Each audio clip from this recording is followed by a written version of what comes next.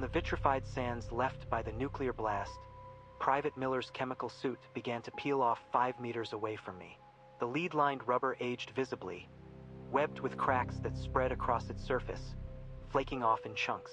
The M3 protective gloves disintegrated first, revealing the reddened skin beneath. His fingers swelled in the radiation, the nails turning black as if seared by an invisible flame. The lead box was still in the overturned Jeep. Miller's hand rested on the lid, the pose held for about 2 seconds. Then his palm began to smoke. The water in his body boiled and vaporized, jetting out under high pressure from the seal around his helmet's neck. A white mist, tinged with the scent of rust, wafted through the air. His eyeballs swelled behind the visor, liquid spurting from the tear ducts, instantly coating the interior of the lens in droplets that turned a rusty red. The retinas detached, transforming into 2 clouds of vapor that sprayed out through the gaps in the faceplate. There was no scream. His throat was boiling simultaneously. The vocal cords were already shredded by steam before they could tighten. The chemical suit turned from olive green to brown, then to char black, collapsing inward.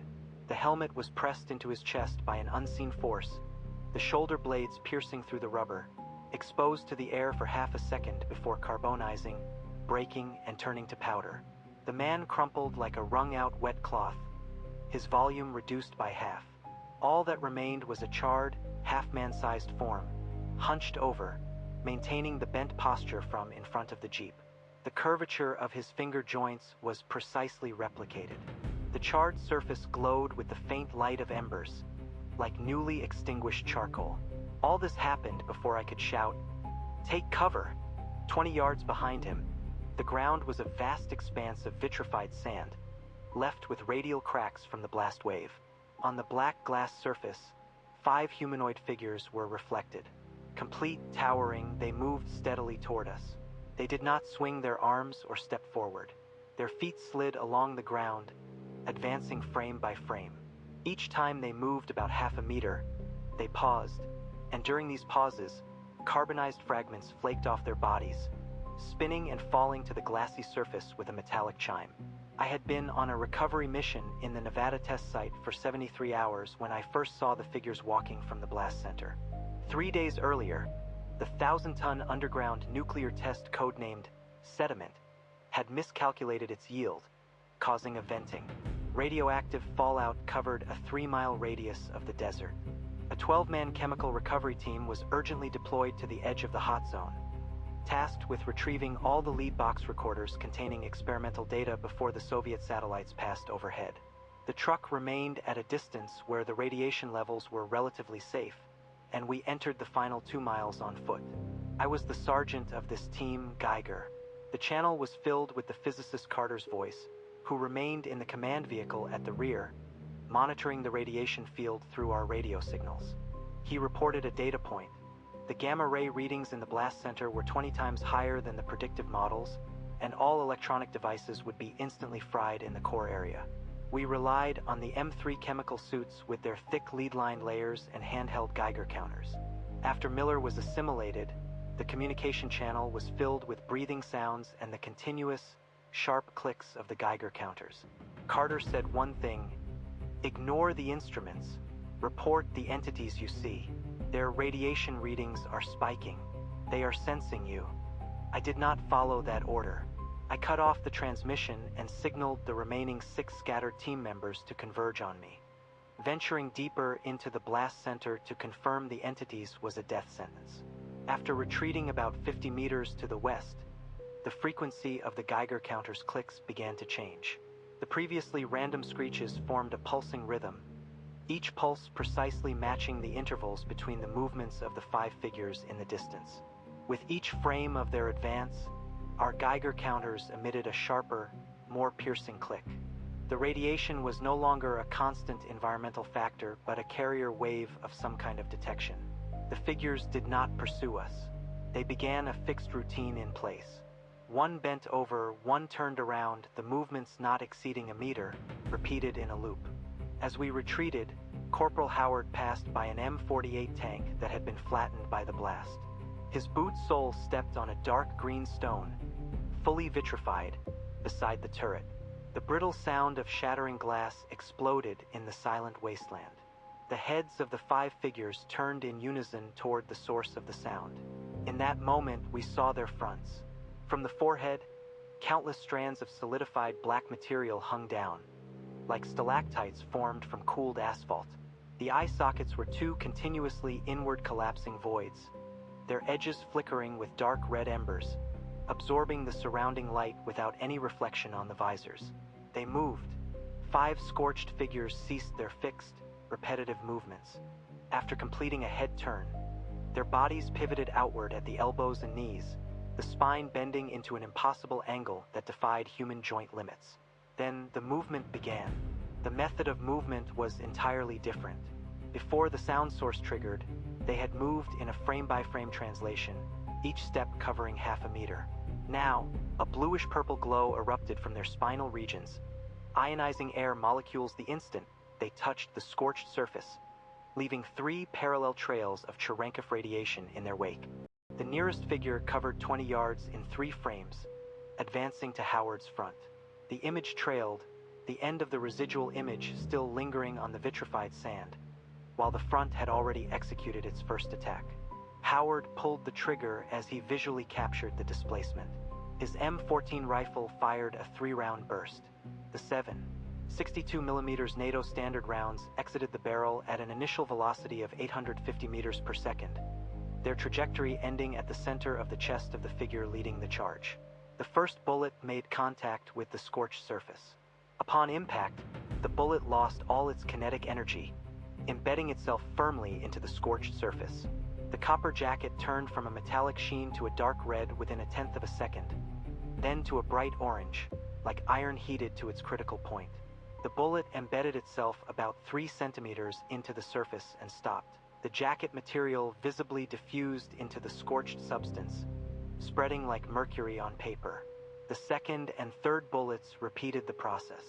The 3 bullets embedded side by side in the same position on the entity's chest, turning red, softening, and ultimately transitioning from a solid to a liquid state, being absorbed by the scorched substance.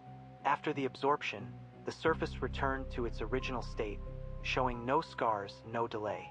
It grabbed Howard's rifle barrel. A hand with distinct fingers clamped down on the first third of the M14's barrel. The 4140 chromoly steel began to discolor at the point of contact. A deep gray oxide layer spread from the center of the hand towards both ends, eroding at a rate of about 5 centimeters per second. The metal structure beneath the oxide layer lost its strength, and reddish-brown fragments flaked off the barrel, falling to the ground under gravity. Howard released his grip. He had no time to retreat. The hand left the barrel and pressed against the top of his M3 chemical protection suit's visor. The 5 fingers covered his forehead and eyes. The visor of the M3 was made of 3-layer composite polycarbonate, designed to withstand temperatures from -40 to 120 degrees Celsius. It reached its melting point the instant it touched the hand.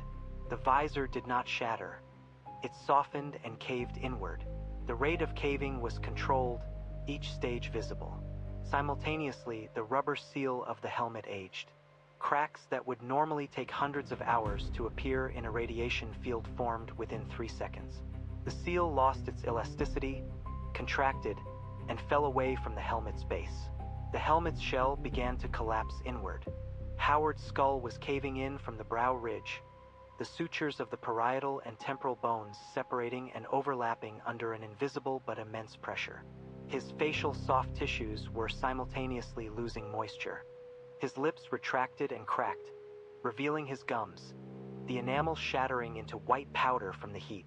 The nasal cartilage melted, the nasal cavity collapsed, and the contents of his eye sockets boiled and vaporized, spraying from the edges of the helmet's visor. His spine retracted into his chest cavity. The scapula, clavicle, and ribs fractured in sequence. The sound of breaking bones was muffled by the rubber of the hazmat suit, a dull thud, like distant, continuous explosions. Howard's entire body was shrinking. The M3 hazmat suit turned into a black film adhering to his carbonized skin, eventually merging with it. The entire process lasted about 5 seconds. It was nearly 2 seconds longer than what happened to Miller. The entity did not move during the assimilation. It was executing a fixed program, the duration of which was unaffected by external conditions. A sixth scorched humanoid appeared on the spot. Howard's final pose was a half squat, leaning backward, his hands raised meaninglessly in front of his chest. This humanoid was slightly larger than Miller, with a form consistent with Howard's. Carter's voice came through the comms channel, still in the command vehicle at the rear. The receiver carried the voice of a scientist, steady and precise, processing a new subject.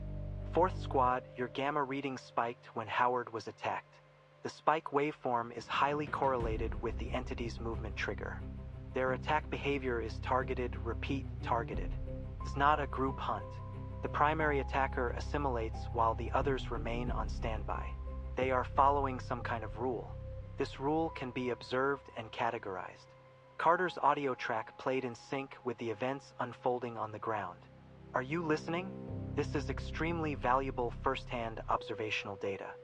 No one responded. The remaining team members spread out in an arc. Private Davis and Private Crawford were about 15 meters west of Howard, their backs against a toppled armored personnel carrier.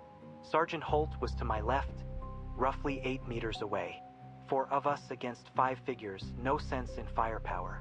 Davis began to retreat, his rifle drooping, taking small, silent steps. His right foot stepped on a piece of gravel. The sound was much lighter than Howard's. 2 of the 5 figures turned to him simultaneously. The turn was not gradual. It was instantaneous, with no intermediate frames. Their chests protruded outward, spines curved back, and they accelerated from stillness to a sprint in less than the blink of an eye. Davis's left shoulder, clad in a chemical suit, was pressed from behind. He didn't fire. He might have pulled the trigger, but the bolt was instantly encased in a carbonized substance. The receiver deformed under pressure, and the bullet exploded in the chamber. The force was completely absorbed by the hand. Not even a shard escaped. Davis began to collapse. Crawford was less than 3 meters from Davis. He watched as Davis turned black and shrank, then turned and ran. He ran due west, away from the blast center. He didn't check the before running. The surface to the west had been transformed into a layered, vitrified landscape by the nuclear shockwave. The friction coefficient of the vitrified ground was lower than that of sand. His boots slipped on the second landing and he fell backward. The back of his helmet struck the vitrified ground with a sharp, crisp sound. No charred figure pursued him. He lay on his back on the glassy ground, struggling to get up. The back of his chemical suit had been sliced open by the sharp edges of glass fragments. The tear extended from his shoulder blades to his lower back. Radiation entered through the tear in half a second. Crawford's back skin swelled, like scalded blisters. The blisters didn't have time to fully form. They burst immediately, exposing the dermis, which carbonized in the air. His anguished screams came from inside the chemical suit, muffled by the rubber, turning into a resonant, indistinct sound. 30 seconds. He rolled on the ground for 30 seconds. Then he stopped. A 7th charred human form appeared at that spot, lying on its back, frozen in the final struggle. We were down to 3. Me, Holt, and a tech soldier whose face I couldn't recall. Holt raised a grenade. Holt didn't complete the throw. The moment he pulled the pin, a charred hand reached over his shoulder, its fingers gripping the grenade handle and his hand. The M26 grenade's delay fuse was set for 4 seconds, and the striker was triggered after that. The explosion occurred within the palm of the entity. The shockwave was contained by the hand. No shrapnel flew out, and the light flashed briefly between the fingers before vanishing. The entity's palm was blown open, carbonized fragments radiating outward. The farthest piece landed about 7 meters away on the vitrified ground, making a metallic sound. It bounced once and stopped. All the fragments stopped moving. They hovered above the ground for about 0.3 seconds before flying back along their original trajectories. The fragments reformed into the shape of a hand, the surface crack sealing, returning to its pre-explosion state. Holt lowered his head. His arm began to carbonize from the wrist, spreading up to the elbow. Then his chest. Eighth charred human form appeared on the spot, kneeling on one knee, right arm raised. The attack ceased. The 5 figures, now 8, simultaneously disengaged from their attack stance. They retreated to their original positions, their movements a precise reversal of their sprint. Once they were back in place, they resumed their repetitive cycle. Bending, turning, reaching. The actions spanned no more than a meter, repeating endlessly. The rhythm was exactly the same as before. Carter's voice cut through the communication channel. His audio track was recorded in the electromagnetic shielded environment of the command vehicle, clean and without echo. I've compared the 4 trigger events. Each event was accompanied by a specific sound frequency band. The frequencies are concentrated in the high range of 4,000 to 8,000 Hz, perfectly matching the peak waveform of stepping on glass. The low-frequency sounds you make in absolute stillness, breathing, heartbeats are not recognized by them. The conclusion is clear. Their attack behavior is triggered by high-frequency sounds or specific patterns of physical disturbance on the ground. Maintain absolute stillness and radio silence. Do not make any movements on the ground. They are program response entities, not active hunters. We followed the instruction. The remaining 3 of us stood at the bottom of the crater. The temperature inside the chemical suits continued to rise, and the inside of the face masks was fogged with moisture. The Geiger counter readings displayed at the edge of the viewport, the needle on the panel continuously swinging, the reading consistently at 65 Roentgens per hour. Time passed. I observed the nearest charred figure.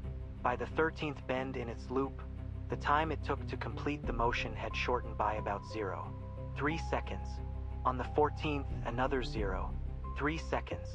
It was an irreversible acceleration process within a closed loop. The lead box began to self-oscillate in the 47th minute after we entered absolute silence. That lead box was inside the wreckage of a jeep at the edge of the crater. The target Miller had tried to recover before being assimilated. The box's structure remained intact, its lead shielding unbroken, through the nuclear blast impact. However, the internal circuits underwent irreversible dielectric breakdown in the high temperature and intense radiation. Instead of stopping, the quartz crystal oscillator entered an uncontrollable self-excitation state. The oscillation frequency started at 40 kHz and climbed to 62 kHz within a few tenths of a second, stabilizing.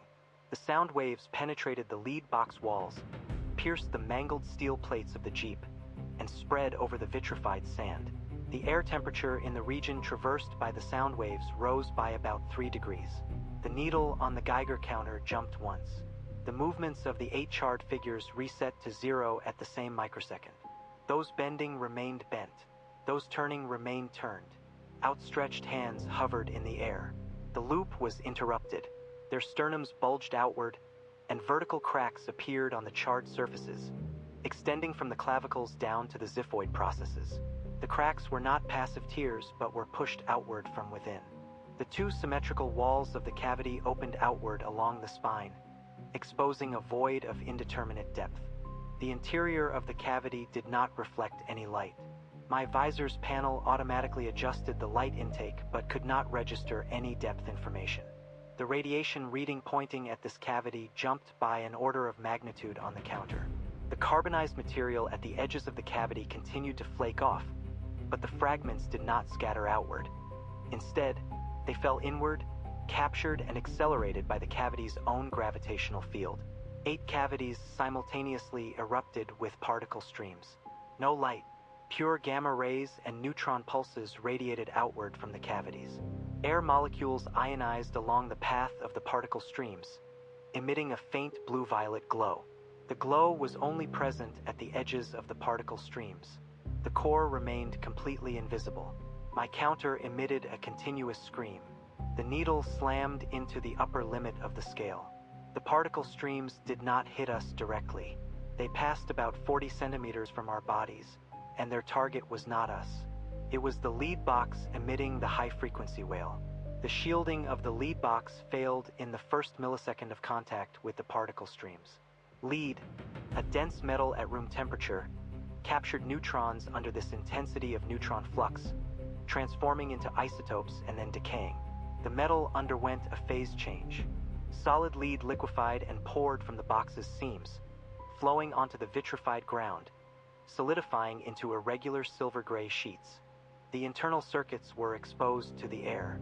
The epoxy resin of the circuit boards carbonized, the copper layers melted in the high temperature, and the solder evaporated.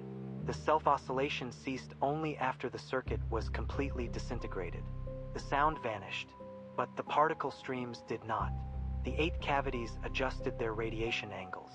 The focus of the particle streams shifted from the lead box to the inner perimeter of the crater. To us, I took a step to the left. The particle stream hit the spot where I had been standing a moment ago. The vitrified ground was blasted into a shallow pit about 40 centimeters in diameter, with smooth walls and a transparent, glassy layer on the surface. Tech Soldier Collins was about 5 meters to my right. He broke out of his silent stance, turned, and ran toward the rear of the crater. His boots made a series of dull thuds on the sand. The particle streams did not chase him. He was already beyond the need for attack. He ran 11 steps. The rubber outer layer of his chemical suit began to embrittle after the cumulative radiation dose exceeded the critical threshold. The first stress point was the bend in his right knee. A horizontal crack appeared in the rubber, widening on the second step. By the third step, the entire rubber layer on his right knee peeled away from the fiber layer. On the fourth step, the rubber layer on his left hip joint also peeled off. By the fifth step, it was his shoulder. The sixth, his back. The seventh, his helmet. The rubber seal at the back of his helmet snapped. Air rushed into the chemical suit through the crack. Unfiltered radioactive aerosols came into direct contact with his skin, respiratory tract, and eyeballs. Red spots appeared on his exposed skin within fractions of a second. The spots darkened visibly, from light red to deep red to purplish black. Blisters formed on the skin. The blisters burst, and tissue fluid seeped out, evaporating in the air. His face swelled to the point where his features were unrecognizable within 8 steps. On the 9th step, he collapsed. His ankles were completely carbonized, and the lack of support made his joints drop him like a rotten log onto the ground. The 10th and 11th steps did not exist. I recorded the sound of his body weight causing carbonized bones to smash into the ground. He fell about 17 meters from the edge of the crater. Sunlight struck the ground directly. The chemical suit's damaged areas continued to emit smoke. The smoke was white, a mixture of steam and carbonized tissue particles. Once the smoke dissipated, his body had shrunk by roughly 40%. He lay on his side, curled up, his hands protecting his face. The outline of his upper arm bone was clearly visible beneath the charred surface. I withdrew my gaze. The 8 charred silhouette's cavities remained open. The particle beams continued to sweep the inner rim of the crater. The 7th humanoid form, once Davis, was being directly hit by a particle beam. Cracks appeared on the charred surface under the bombardment, but they healed in the next second. The cycle repeated: crack, heal, crack, heal. The healing process outpaced the fracturing, and the particle beams inflicted no substantial damage. Carter's voice track cut in. The silence theory is incomplete. They don't just respond to high-frequency sounds. They respond to a wide range of sound waves. I just reanalyzed the data. The trigger isn't a fixed frequency band. It's the sound pressure level. Once the decibel level crosses a certain threshold, it triggers regardless of the frequency. The previous high-frequency triggers were due to a small sample size. The low-frequency self-excitation of the lead box also falls within the trigger range. His breathing was audible for the first time on the voice track. Another parameter has changed: the execution time of the assimilation process. Miller, 4 seconds. Howard, 5 seconds. Davis, about 4.5 seconds. I don't have enough data to fit a trend, but I cut off the communication. Someone spoke to my left. The voice was filtered through the rubber layers of the chemical suit, making it impossible to identify. We're just targets in these suits. They went from protecting us to marking us. The number of living individuals left in the crater was 3, me, Holt, and a tech soldier. The 8 entities completed a round of particle beam sweeps. They simultaneously withdrew the beams. The cavities did not close but remained open. A black substance began to seep from the cavities, flowing slowly like viscous liquid down the sternums.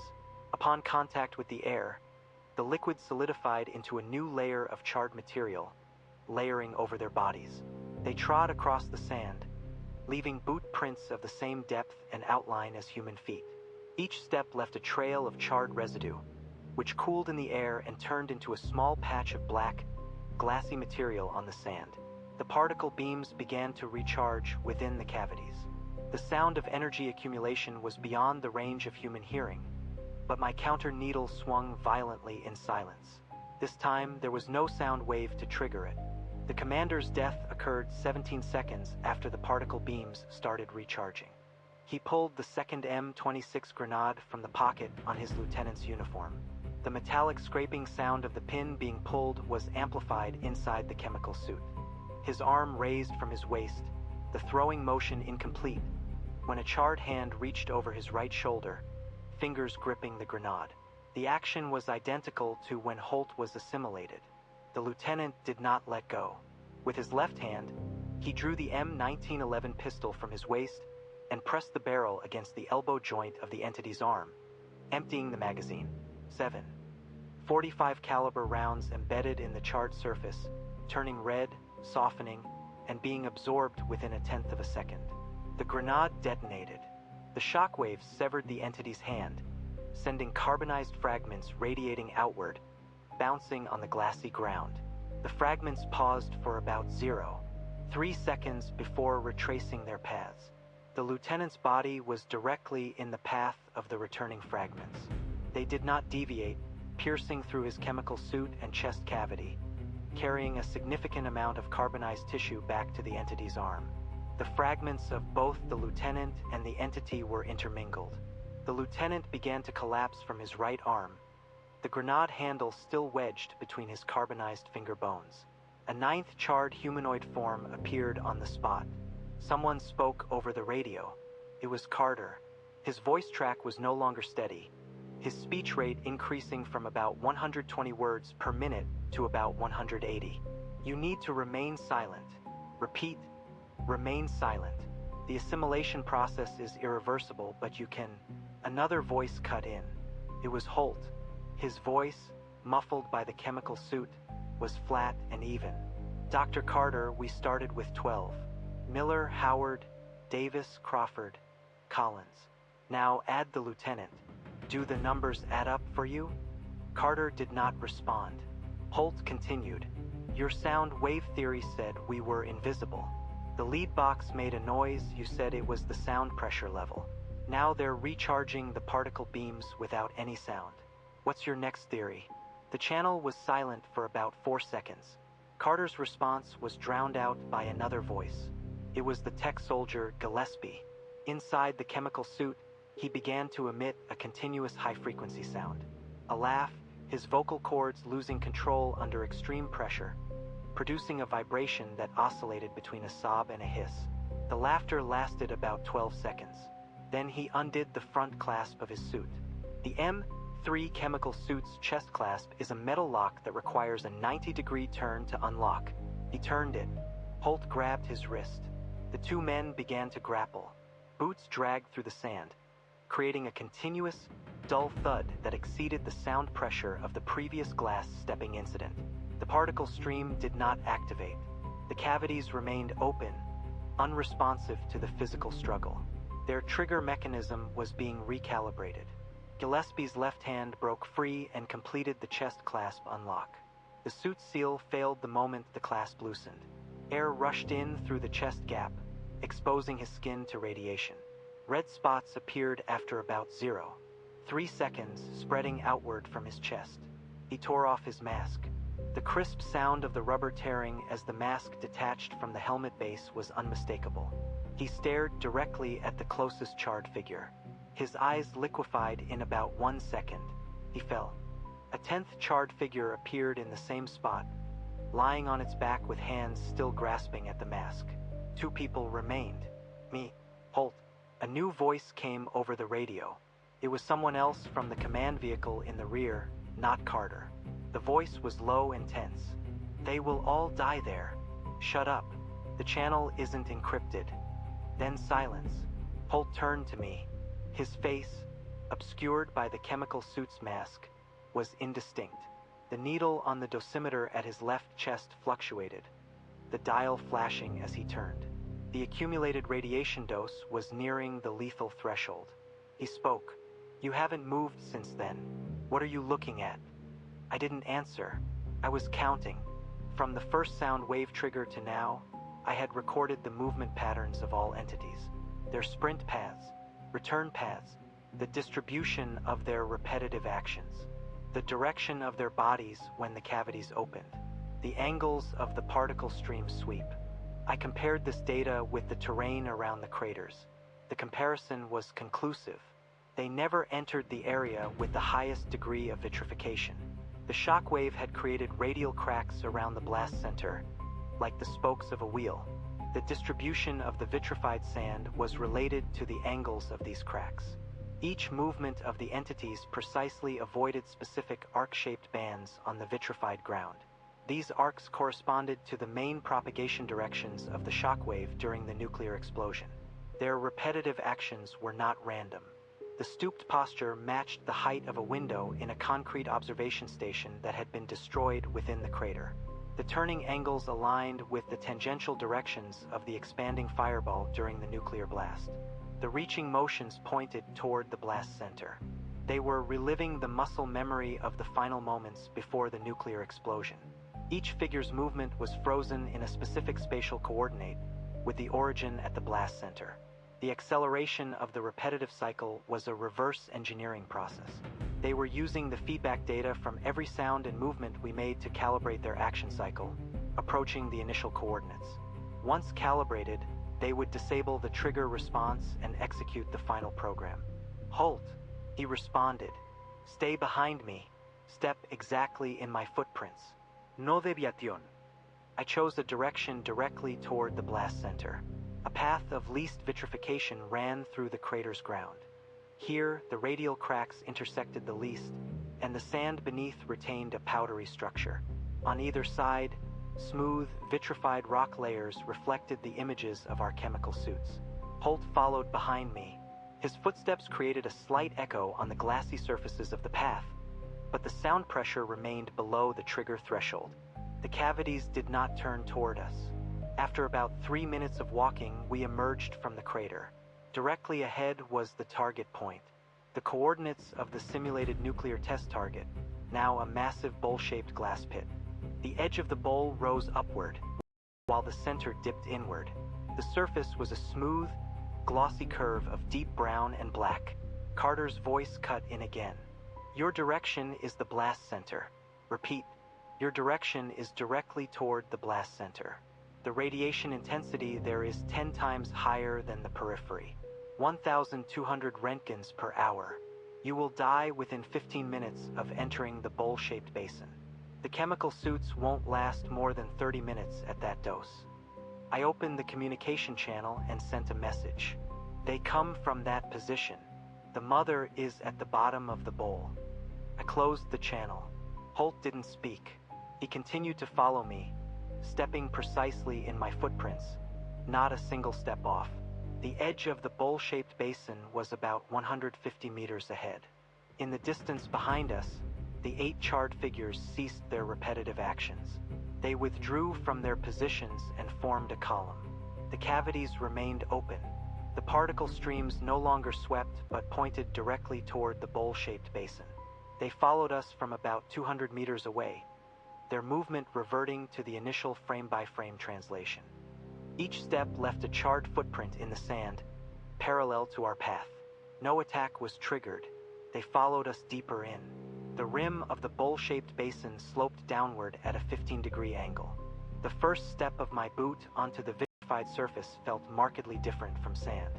The glass, formed in a continuous phase at a millimeter-thick layer, emitted a faint, elastic deformation sound underfoot. The sound waves reverberated between the curved walls of the basin, creating a lingering echo that lasted about 0.3 seconds. The frequency of the echo hovered at the lower end of human hearing, a distant, low hum. Second step, third step. Each step landed precisely in the footprint of the person ahead. The glass surface showed no indentation from the boots. The pedometer indicated we had taken 121 steps from the crater, placing us about 70 meters due east of the hypothetical target point. The bowl-shaped pit was concave at its center. From the rim, it appeared as a precise paraboloid, approximately 220 meters in diameter and about 40 meters deep at its lowest point. When the nuclear fireball touched the ground at this coordinate, the soil and rock layers vaporized from solid to gas in a millionth of a second. The vaporized material, upon cooling, recondensed to form this glassy shell. Inside the shell, bubbles from the moment of detonation were trapped, their density increasing from the edge toward the center. At the bottom of the bowl, a 30-meter-wide zone of dense bubble clusters formed. The bubbles were perfectly round, filled with inert gas, and glowed a faint golden hue in the backlight. Holt followed me, maintaining a constant two-step distance. His breathing, amplified through the chemical protection suit, was steady, about 18 breaths per minute. The Geiger counter jumped a scale upon entering the basin, the needle moving from the yellow zone to the red. The current reading was 940 Roentgens per hour, with an upward trend. About 10 meters inside the edge of the bowl, I spotted the first footprint of a charred figure. The distribution of the footprints matched my predicted path exactly. Their movements precisely avoided the main stress lines of the vitrified ground.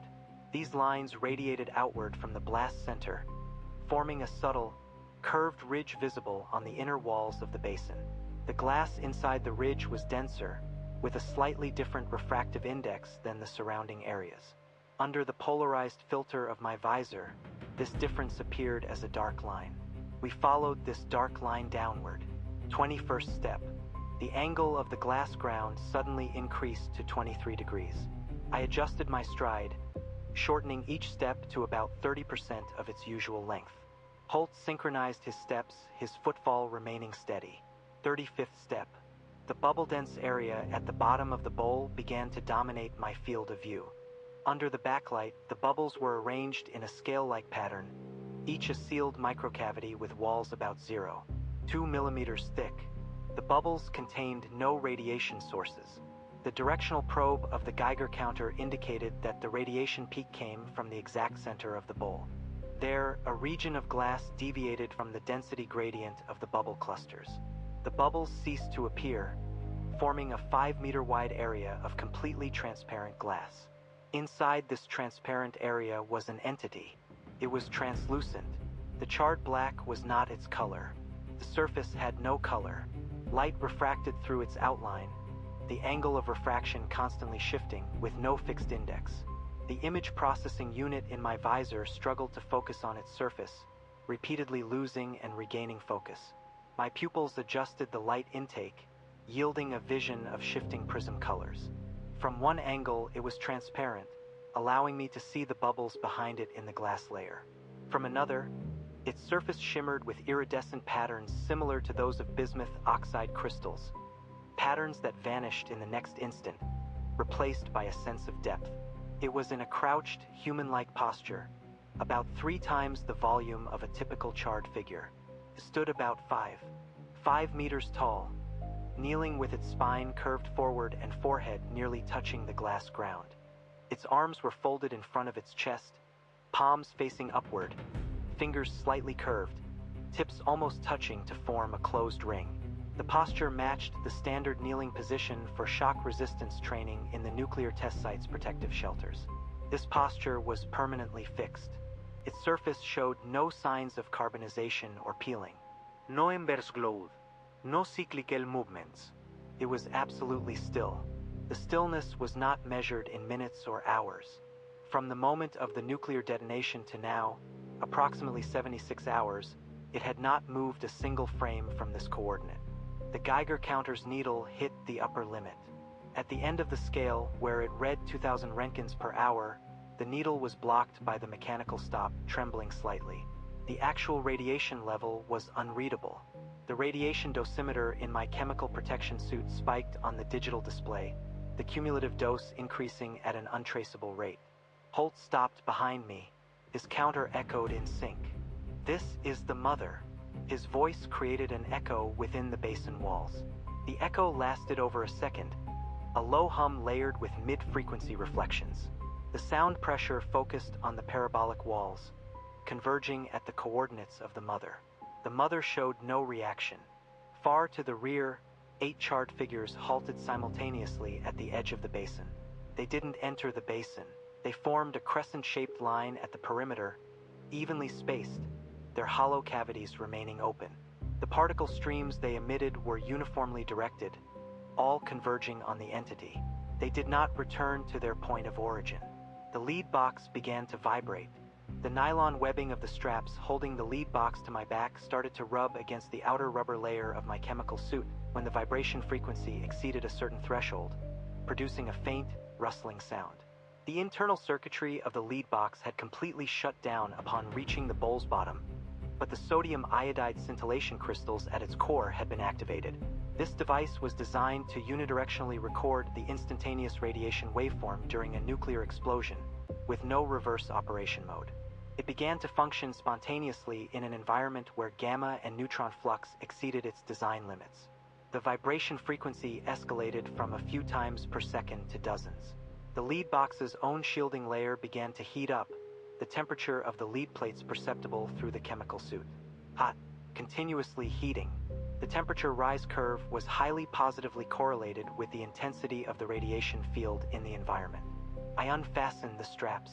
The lead box weighed 23 kilograms. It had a double-layered lead shield, with a core of sodium iodide crystals and photomultiplier tubes. Military design intended it to be a passive recording unit after a nuclear explosion, capable of withstanding extreme instantaneous radiation and preserving waveform data. Now, it was actively absorbing. Upon contact with the air at the bowl's bottom, the lead box's outer surface underwent the same oxidation reaction that occurred when the charred figure's gun barrels touched it. A deep gray oxide layer spread across the box's surface, its rate proportional to the strength of the radiation field. The metal structure beneath the oxide layer retained its strength during the oxidation reaction.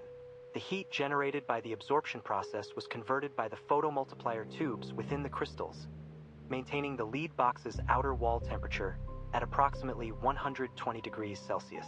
When my chemical gloves touched the box, the rubber at the contact points vulcanized, hardened, and turned brown. I cradled the lead box in both hands and walked toward the entity. Holt spoke behind me. "What are you doing?" I didn't reply. I reset my step count. 1, 2, 3. The vibration in my hands intensified, like holding a metal block with a piston inside, oscillating at high speed. 4, 35 meters from the entity. 5, 6. The radiation dosimeter's cumulative reading crossed a threshold I had missed, and a flashing red warning appeared on the panel. The rubber layer on the front of my chemical suit began to emit a faint, burnt odor under the extreme radiation. 7, 20 meters. The prism-like surface of the entity began to reveal discernible details. It was not solid. Its surface defied all known optical principles. Light entering its outline was wildly distorted and refracted, causing visible distortions in the surrounding space. Neutron degenerate state. The absolute center's neutron flux had utterly annihilated this person, or whatever was here, and instantly compressed it into a superdense entity from which even light could not escape. It had no consciousness, but it seemed to be a severely distorted gravitational vortex, pulling the carbonized remains of the dead team members into a cruel, endless loop of their final moments. They were like falling objects, forever approaching it, yet never reaching it. 12th step, 8 meters. Lead box began to glow. The sodium iodide crystals, overexcited by the excess energy, emitted a blue-violet light that leaked through the seams of the lead box. The frequency of the light pulses synchronized with the particle streams emitted by the charred figures during the hunt. It was forcibly reconstructing the radiation waveform from the moment of the nuclear explosion. The entity's huddled posture began to change, frame by frame. His head lifted slowly. The motion was excruciatingly slow. 5 seconds, 10 seconds, 15 seconds. The enormous, translucent skull moved upward about a meter from its position close to the glass-like ground. There were no organ structures in the facial area, only a sense of an infinitely extending passage. Light that entered the facial region could not escape. Its arms unfolded from the embracing position. The trajectory left translucent afterimages in the air, which dissipated after about 2 seconds. The palms, which had been facing upward, now pushed forward, fingers slightly curled, as if to catch something. It was responding to the radiation waveform emitted by the lead box. The waveform matched the initial nuclear radiation pulse that created it 76 hours ago. 17th step. 3 meters. The temperature of the lead box's outer wall had surpassed the chemical glove's tolerance limit. The rubber at the contact points began to melt, the liquid rubber seeping into the webbing. The skin on the palms of my hands fused with the melting rubber. I hurled the lead box. The 23-kilogram mass moved along a parabolic trajectory for about 4 seconds. The lead box flew the final 3 meters. The entity's outstretched palms awaited at the end of its trajectory. The lead box did not strike the palms. It stopped an instant before contact. Suspended, it hovered between the palms of the entity, suspended by an invisible force field, slowly rotating. The lead box began to disintegrate from the outer layer as it spun. The lead shielding peeled away like the layers of an onion, the oxide layers flaking off, the metal atoms breaking apart. The disintegration produced no debris. The lead atoms transitioned directly from a solid state to an ionized state, forming a miniature plasma ring around the box. The ring glowed with lead's characteristic spectral lines, a blend of blue-violet and deep red. The core was exposed. A sodium iodide crystal, roughly the size of a field telephone, was now fully exposed to the radiation field. The crystal flickered intensely, its brightness steadily increasing, shifting from blue-violet to pure white. The white light cast sharp, clear outlines of human figures on the bowl's walls. 8 charred figures froze at the basin's edge, their hollow cavities closed, not retracting but forced to close. The walls of the cavities emitted a metallic shearing sound as they closed, and the carbonized matter shattered under the compressive force. They raised their palms, covering the facial openings. The entity began its second phase of transformation. It rose from a kneeling position. The 5.5-meter semi-transparent form stood upright on the glass floor, its head rising above the bowl's base to the height of the basin's rim. The glass floor showed no deformation under its weight. The sodium iodide crystal between its palms reached its maximum brightness. After about 3 seconds, the pure white light underwent a qualitative shift. Instead of radiating outward, the light began to converge inward. All photons reversed their direction in the same instant, converging back into the crystal. The crystal transformed into an intensely dark point. This point absorbed all visible light around it. The basin's bottom plunged into darkness. Even the air bubbles, backlit, became dark spots, devoid of any reflective surface. The darkness enveloped approximately 10 meters around the entity. Then the dark point released. A silent, visible shockwave spread outward from between the entity's palms. The shockwave carried no heat, no hard radiation. As it passed through my body, the dosimeter on my chemical suit showed no change. But when it swept across the glass floor, it produced a continuous, single-pitched sound, like a crystal glass being tapped. The sound lasted for about 6 seconds. The shockwave swept over the 8 charred figures at the basin's edge. They simultaneously ceased their movements. Their facial openings, exposed through the gaps in their palms, no longer collapsed inward. Instead, they began to emit a faint blue-green glow, matching the luminescence of the lead box during ionization. The entity released a second pulse. This pulse was not a shockwave. It was information directly transmitted to my visual cortex. An image appeared on my retina. A complete scene was abruptly imprinted on my optic nerve, facing the nuclear fireball from my vantage point. The fireball was about 300 meters in diameter, transitioning from pure white to orange-red, with turbulent plasma at its edges.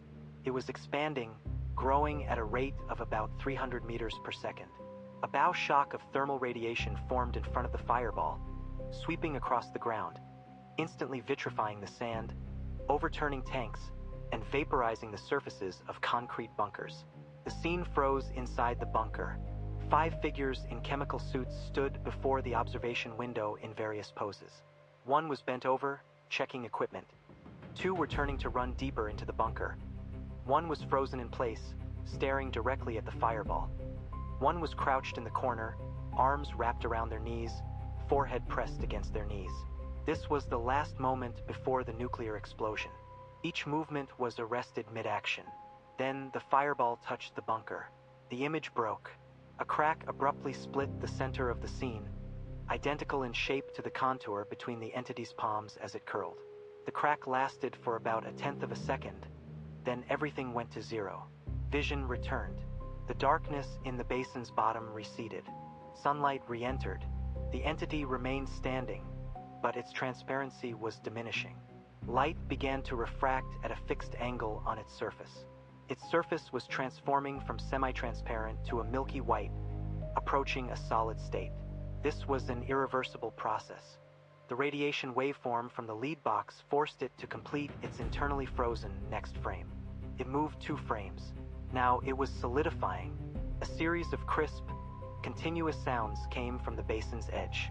The 8 charred figures were disintegrating, starting from their heads.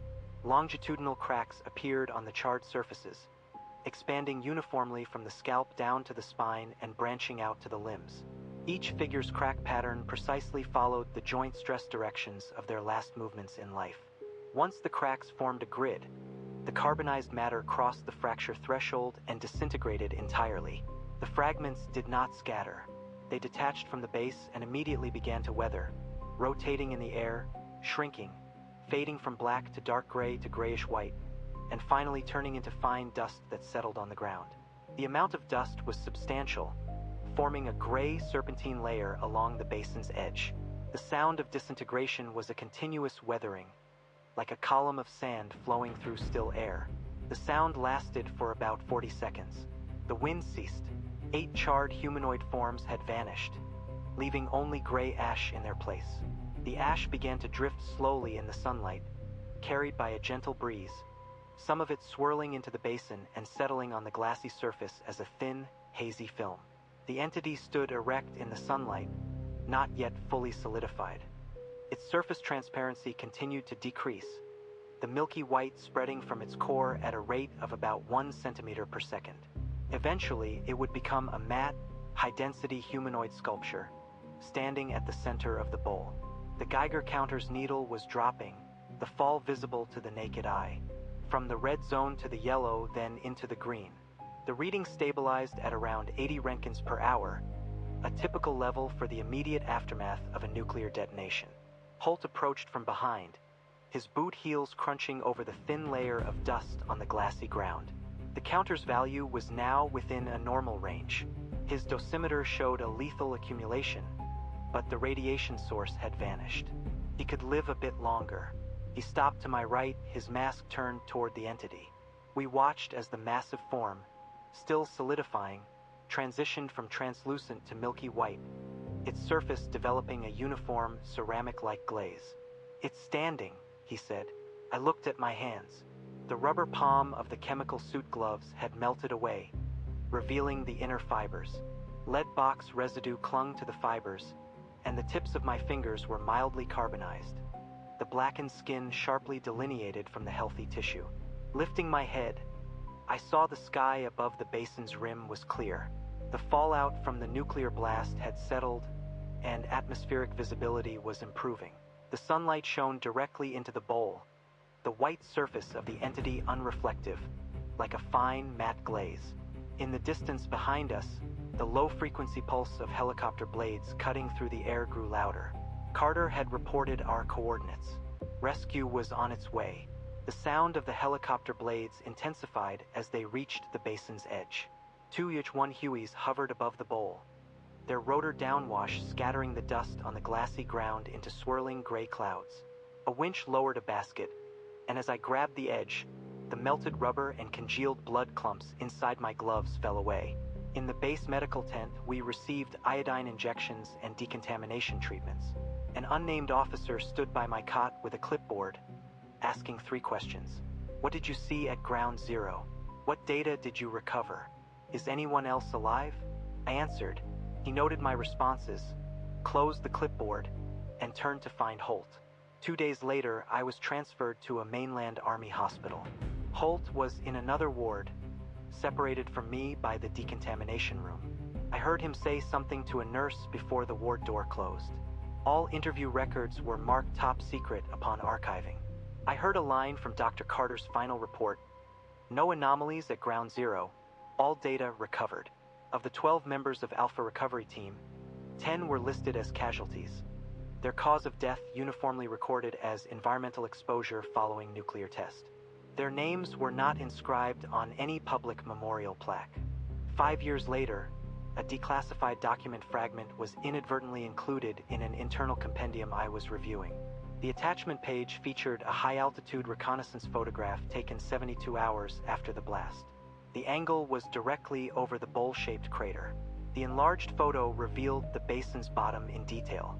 At the center of the glassy bowl, a large, clearly etched humanoid indentation was visible, arms wrapped around, in a curled, kneeling posture. 11 smaller black outlines surrounded it, each in a different stance. The arc of their distribution was perpendicular to the primary shockwave's direction, and all 11 outlines pointed toward the center. The document's notation read, "Abnormal geological stress. Ignore." I did not continue to the next page. Last month, I read a routine article in the Bulletin of the Atomic Scientists about the selection of sites for underground nuclear tests. At the end, it listed the coordinates for a new round of tests scheduled for next month. One of the coordinates was in an undeveloped quadrant of the Nevada test site. The article stated that the area had never been used for nuclear testing and that the geological structure was stable. The test code name was Awakening. The date of the test was next month.